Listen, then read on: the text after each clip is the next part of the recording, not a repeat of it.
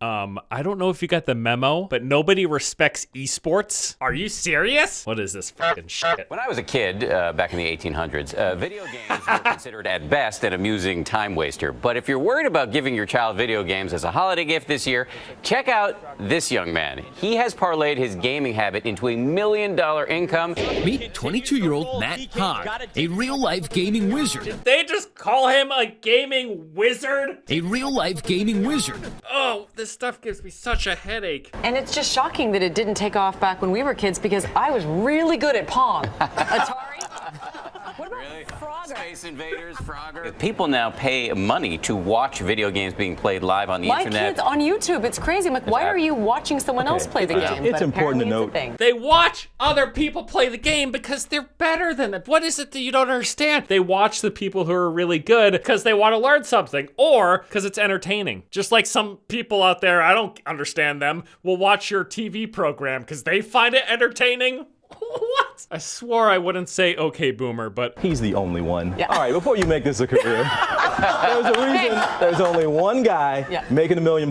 This is not a career option. Go to college. So let's okay boomer. I don't often say this, but these people are triggering me. Definitely, it could rival traditional sports, and we're starting to see those numbers, at least on a worldwide scale. More people watched the League of Legends Grand Final last year than the Super Bowl. I feel like especially the younger generation are just more interested in watching esports than they are in watching traditional sports. And I think that is part of what is just absolutely blowing people's minds. Other AFL sides are expected to soon log on to esports. Why do they use these terms? No, these teams aren't logging on to esports. I can't. How does one make money from being a Fortnite player? Yeah.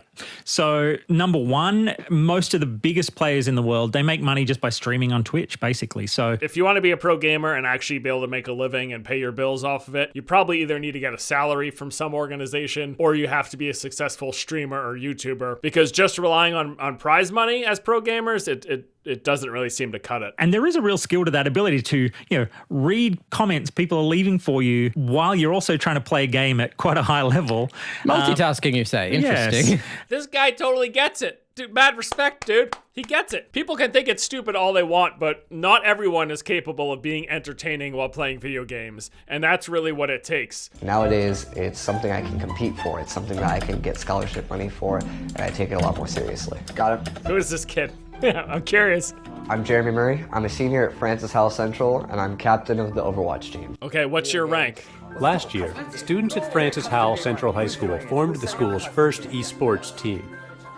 6 students on that team were offered nearly $400,000 in scholarships to play in college. What? Are you kidding me?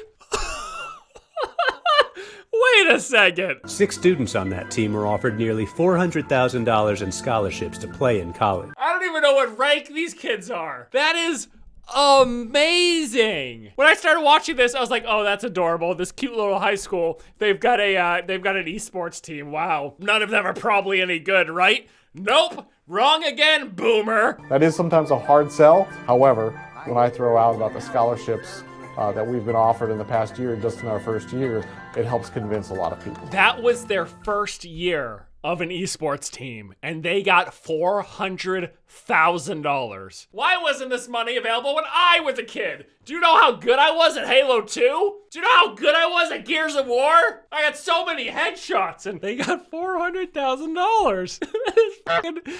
That is just blowing my mind. I guess I've become a little bit more of a sports dad in that I also force him to play sometimes, because I kind of think that's like any sport. If you're going to be a... This is fucking amazing. The future is amazing. We've got parents forcing their children to play video games because they know they could get scholarship money. When I was a kid, the opposite was happening. It's just like any other sport, and it's just like any other type of work.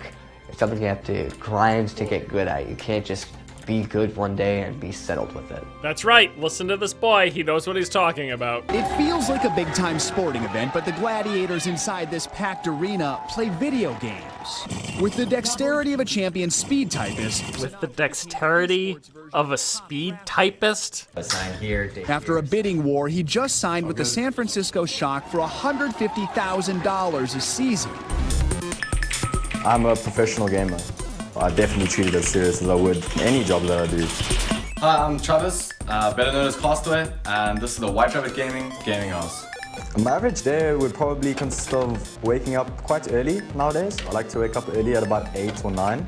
And then oh no, make myself young man, please don't say that. All of the adults out there are gonna be like, he thinks 8 or 9 is early. Well, it depends. How late did he stay up? That's the question you gotta be asking. Chill for a bit, maybe watch some videos, and then I like to get into my gaming pretty, as soon as possible. What the hell? This guy lives in a mansion. He's just chilling by his pool on his cabana on this beautiful sunny day. I'm so jealous. So it's 12:30 here. We're in the gaming room, and I'm joined by my teammate Wesley. He's already warming up. And yeah, we're about to get serious and get into the day. These kids are memeing.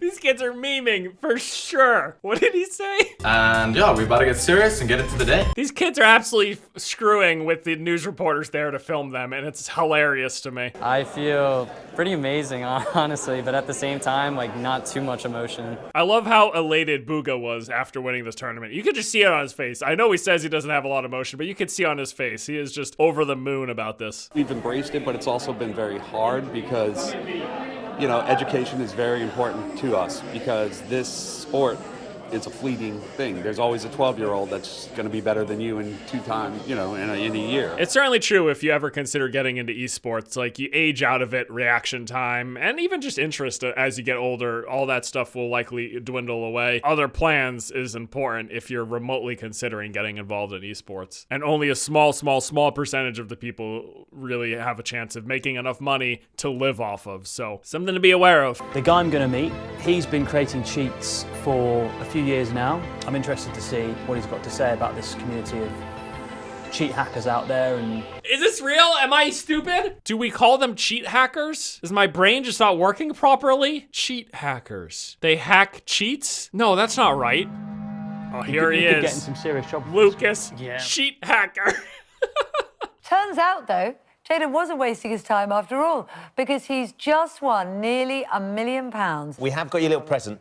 Because it's summer holidays, this is to help your mum. There's an Outward Adventure Centre near where you live, and that's for you and your family to go outside over the holiday. In the real world. In the real world. They couldn't not wrap it up without being patronizing. They couldn't help themselves. Look at this stupid gamer. He won $1 million.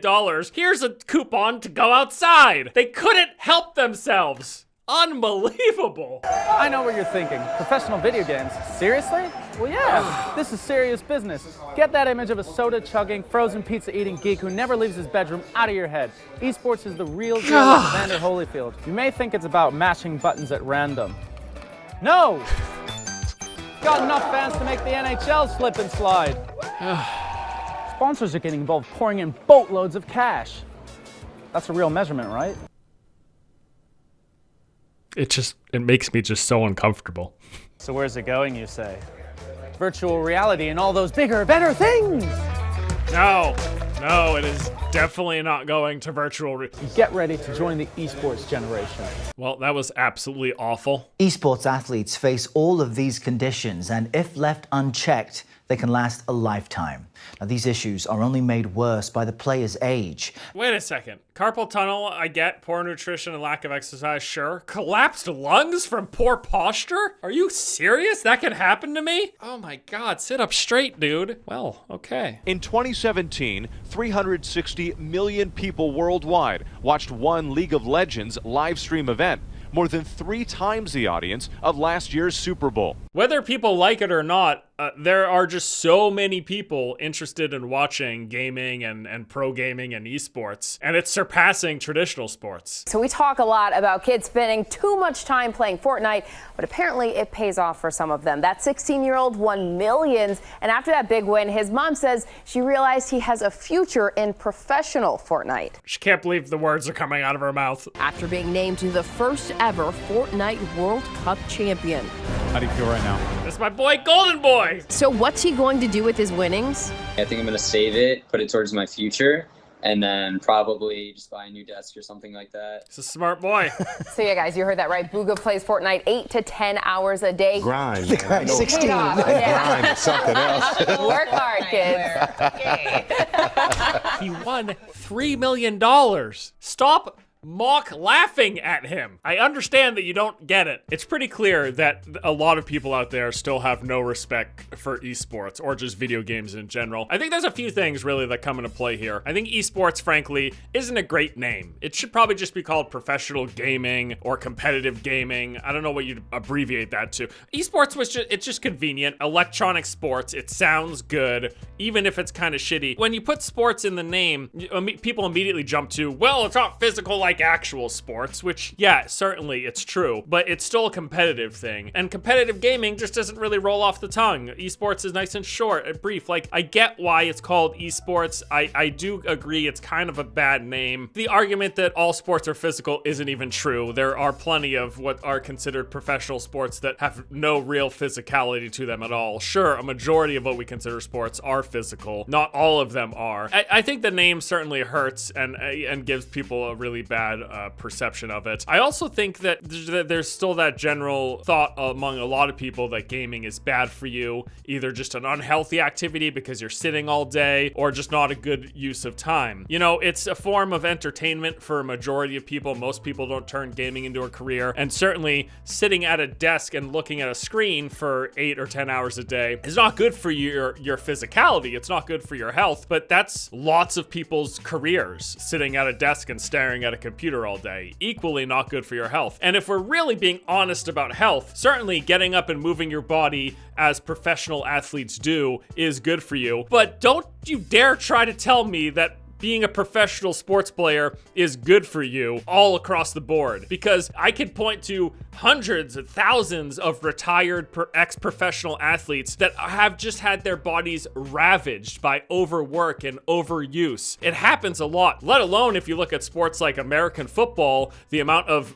brain injuries that people get, even slightly just from the concussive nature of slamming full force into other people. It's not good for your brain to rattle around with that amount of force. Back and joint problems that professional athletes end up with. So we can't just make the argument that gaming is bad for you physically, because truthfully, professional sports are bad for a lot of those athletes physically. It's just the opposite end of the spectrum. And really what it comes down to with both things is whether you're sedentary for a lot of your day or you're active for a lot of the day. You don't want to overdo either one of those things. And the final thing that I think people get hung on with esports is just the sheer amount of money that these pro players can make. Absolutely blows their mind. And I understand, you'll get the arguments, you know, why aren't like teachers or doctors or firefighters or insert any other more noble profession than playing video games, why aren't they making that amount of money? If you have a problem with the amount of money that pro gamers can make, you don't have a problem with pro gaming. You have a problem with advertising